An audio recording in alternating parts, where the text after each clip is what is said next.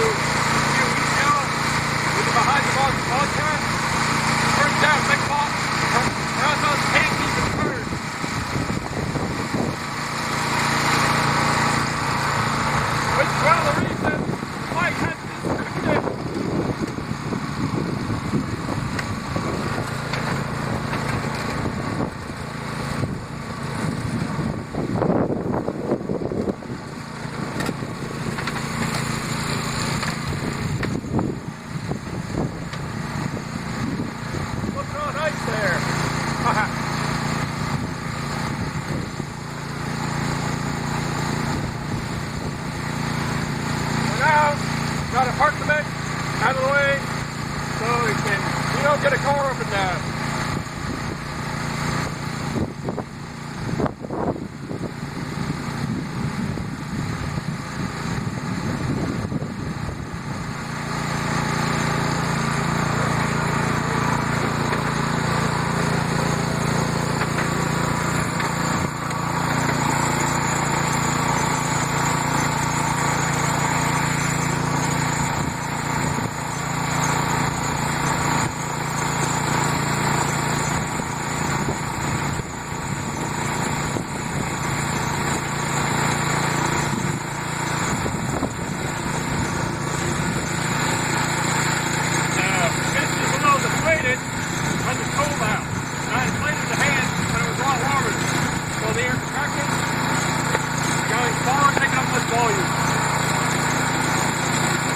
Destroying the thermodynamics.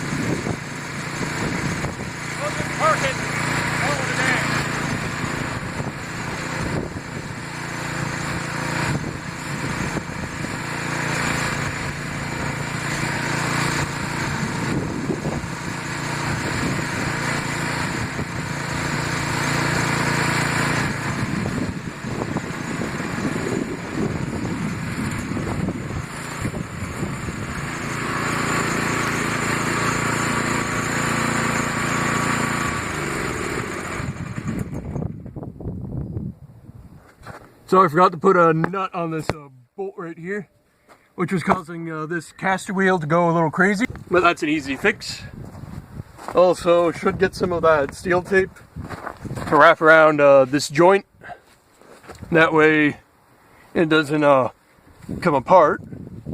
Because in a previous test run, it actually started pulling apart and I had to run out and screw it back in.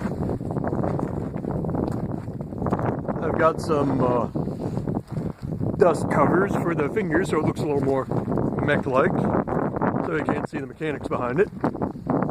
And an issue I've been having is with this support post right here. It shifts a lot of the mech's weight down onto the snowblower's handle, so the snowblower is back at a proper angle for it to drive,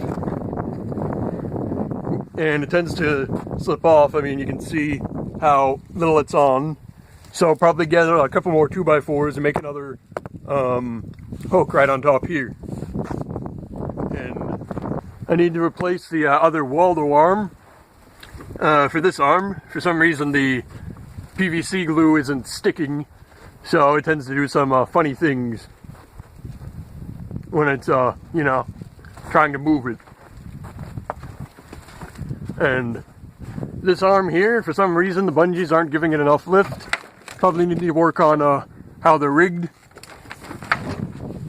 And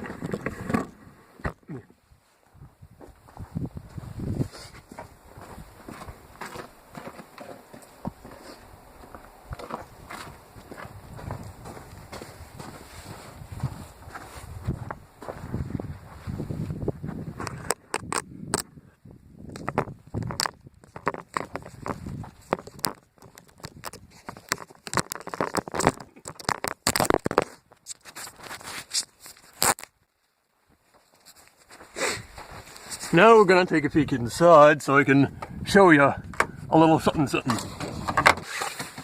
Here we are inside, and oh, what's this? Glowing lights. What could that mean? It's a Raspberry Pi. So, let's wake it up. Hello. Oh, look at that. Delicious Raspberry Pi. Now, let's see here. We'll just start up terminal, and there we go. Turn on the Raspberry Pi camera, and there it is, peeking out the mech's head. Whoop. Let's make that longer by adding a 0 to it. Whoop. The view is actually kind of upside down and foggy. That's because, you know, I put the camera in upside down and I need to clean the lens. But it does give a nice view outside, so that's a plus. I just have to fiddle with that. And over here is that Waldo I was talking about. See, the PVC glue and stuff isn't sticking, and that might be due to the cold weather. So I can just replace that with a newly fabricated bit of PVC, but that means taking the entire arm off. Yuck. And no, how about we take a look at the HUD that I came up with.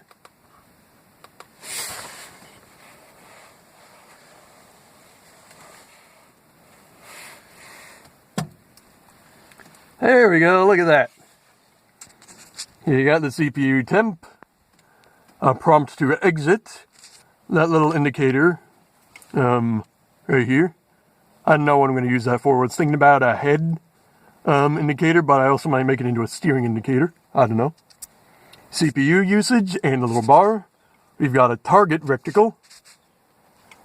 And it's a little washed out, but you can see the time and date. Whoa. Fancy. Now you can't really see, there's not much action going on, but you can see with the code that I did in Python that the camera is actually right side up and stuff, so that's a good thing. It's just there's a slightly slower frame rate than without all this fancy GUI stuff. And I also think I have to adjust everything so it fits this widescreen format, because I originally coded this on my main computer and just copied the code over and tweaked it so it would work with Raspberry Pi. And unfortunately, none of the lights are working, but blinking lights are really only a extra. Of course, down here is our friend the emergency off switch for the pedals, which I have stashed right under there. I'm thinking about something for future use that may make it a little more convenient, is taking this sort of cod piece and attaching it onto the door, so the entire front kind of swings open, and then I could put the pedals right on there. I wouldn't have to worry about sliding them out every time. But the ergonomics for this cockpit are not particularly good, because you know, I only had halfway idea of what I was doing. But hopefully for the next mech, I'll be able to make it a little more convenient. I plan on calling that mech Talos, after the Greek myth of the giant that would guard the island of Crete, who was supposedly like a giant metal man who would protect the island. Probably give it a bit of a Spartan-esque sort of motif. Oh no, look, warnings. I am such a terrible coder, but you know, it still worked despite the warnings, so that's a good thing. But anyway, this entire system was actually running while I was driving the mech around unpiloted, so battery pack and camera system all self-contained, which means no crazy extension cords and stuff. And also, you know, the pedals and stuff are powered by our friend. You can't see him from here. We'll get out of the mech to see. Our friend, the car battery. And funny thing, that car battery was originally in that car, but it got to the point where I couldn't hold the charge enough to keep it going. So I got a new battery for that, and I was like, hey, I got a spare battery. It'll probably work for a mech. It's not too power intensive. And right down there is our little friend, the snowblower. Harbor Freight Special for the engine, you know, very small one, only 212 cc's, like, I don't know, 3 horsepower or something like that. And I guess we'll get a nice long view of Marduk. His head is a little open because I was fiddling with the camera, you know, giving it a little adjustment, seeing if I could get rid of that bit of an eclipse on the camera view, but no such luck. I'll have to take off the head and probably remount the camera. But considering I've been making a mech by the seat of my pants, I think this was pretty good. This is probably going to be a longer video than usual. I mean, raw footage as it is, without the intro, is about 22 minutes. So we'll see how this goes when I edit it down. So, if you enjoyed this video, please like and subscribe. And I will see you next time. Bye bye.